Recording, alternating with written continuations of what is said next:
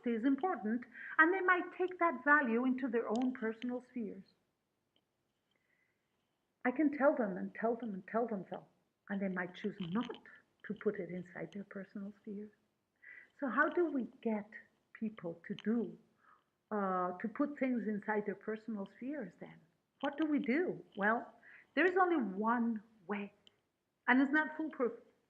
There's only one way to try and show people things that they could put inside their personal spheres, and that is role modeling. We can explain things, we can show things, and that, my friends, is as far as one can go. The example of children is so clear. You can insist with human beings and repeat an idea over and over and over and over again, and that will never guarantee that they're going to make it their idea. You can explain the idea and spend 20 years explaining the same idea and nothing. And then suddenly, on year 21, something happens to that human being that suddenly remembers that which you've been trying to teach them for 20 years. Something happens that makes them say, okay, now yes, I want to take this idea and make it mine. It's like I said before with tidying up. I can tell you that my son started having a very neat, tidy place when he moved away, when he went to college. When he went to college, he decided that he really wanted to have a nice, neat little place to be with his friends. And then everything I'd been hammering on about for years and years, finally he decided to make his. If someone decides to not put something inside their personal spheres, there is nothing you can do about it. Nothing. Think about people who are abused, for example. You know, yes, you can hit a person, you can insult a person, and that person will say, oh, yes, yes, yes, I believe whatever you say. I am completely in agreement with you. Yes, yes, yes, whatever. Does that mean they really believe what they're saying? Does that mean that they really believe what you want them to believe? No. That means that they're saying that. But they can believe whatever they want within their personal spheres. Handling personal spheres is fundamental for understanding human beings. In humanology, our work as humanologists is precisely to help people discover what it is that they have within their personal spheres and how to handle all those intangible assets. We help human beings discover what their personal essence is and how it affects them, what beliefs they have, how to identify, question, and change those beliefs. What is their worldview like, and how does it affect them? What is it that they see? What is it that they can't see because they don't know it? And everything else within their personal spheres.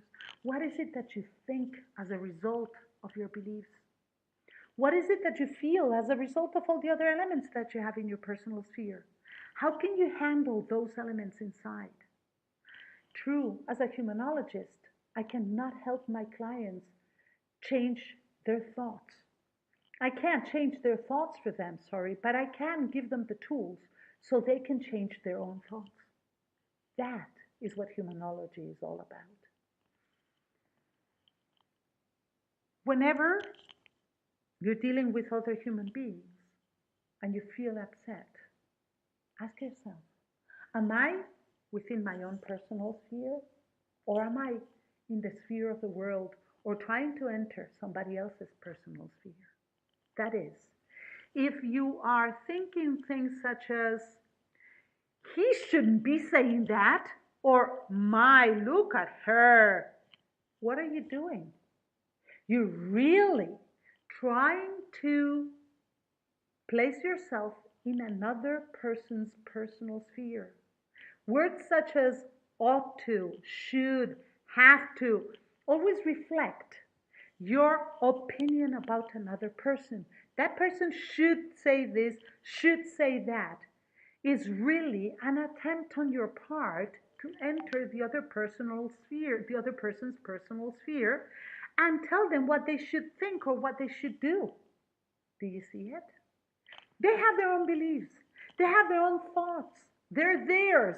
Why do you think you know better? Why do you think they should think like you? Why do you think they should believe like you do? Because you think you have the power to change the contents of their personal spheres. Every time we're judging another human being, we're trying to enter their personal spheres. Every time we question someone, we're judging them. And every time we try to enter another person's personal sphere, we feel bad about it. That person should do what I think he should do. That person should think and believe what I say. What does it make you feel like? Do you feel happy when you think those thoughts? Uh-uh. You feel upset, you feel angry, you feel disappointed because they're not doing what you want them to do.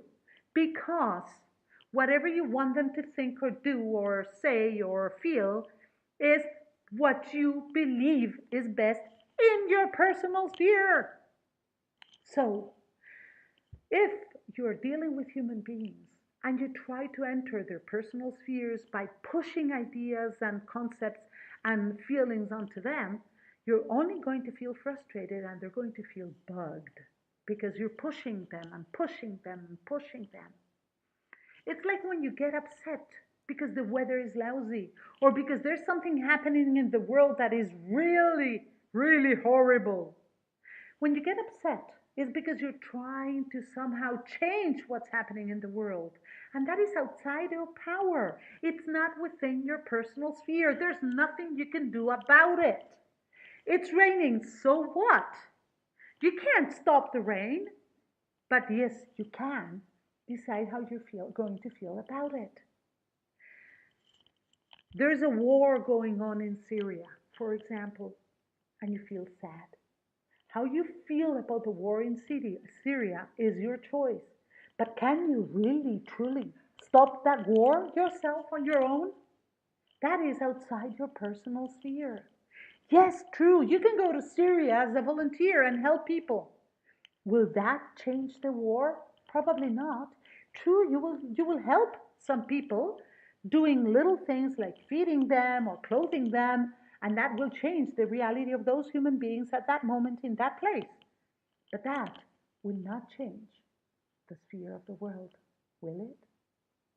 So, personal spheres are a key concept, a basic concept that people should know about and should use when trying to relate, when trying to establish relationships with other human beings. Understanding that there's nothing we can do to really give other human beings ideas, feelings, fears, wishes, dreams completely changes the way in which we hold our relationships. So, the next time you feel upset with someone, ask yourself, whose personal sphere am I in? Am I in my own personal sphere? Or am I trying to enter the other person's or the world's? If I am within my personal sphere, is this what I really want to feel? What do I believe that makes me feel like this?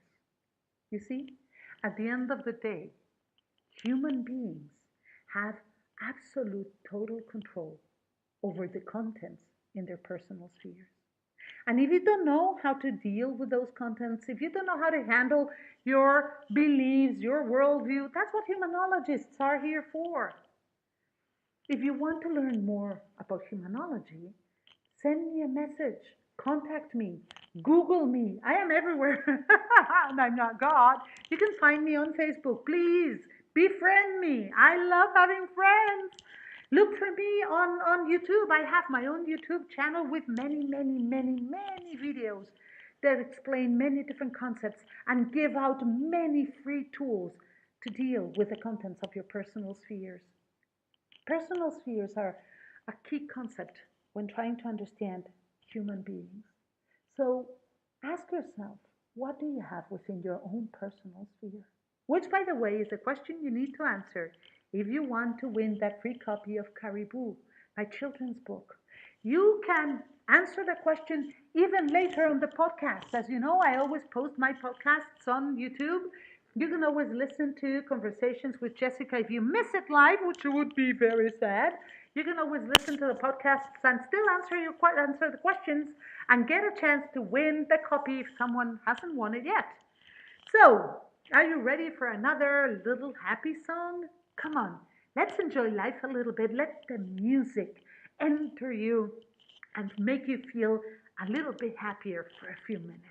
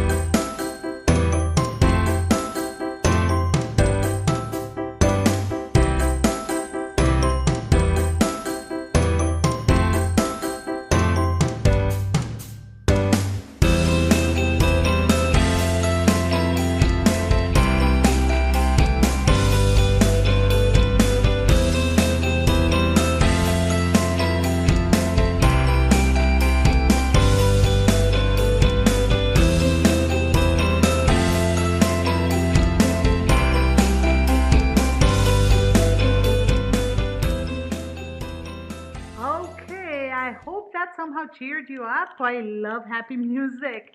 And talking about happy, happy, happy, I invite you to not only befriend me on Facebook, but also connect with me every Monday morning.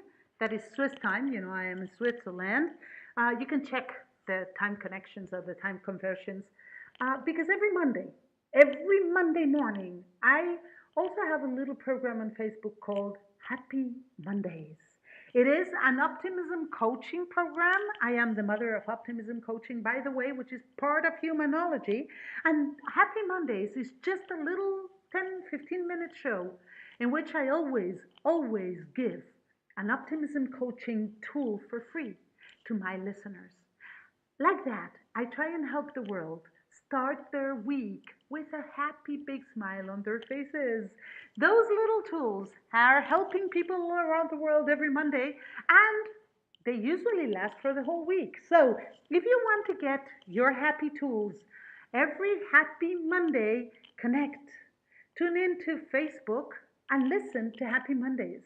It's for free and it gives you ideas, tools, and tips to be a little happier. Because after all, what are we human beings here for? Are we here just to grow and learn? Or are we here also to be happy? Well, I choose to believe within my personal sphere that we're here to be happy. Remember, that is part of what personal spheres mean. If you want to know more about humanology, please send me an email info at jessicajlockhart.com.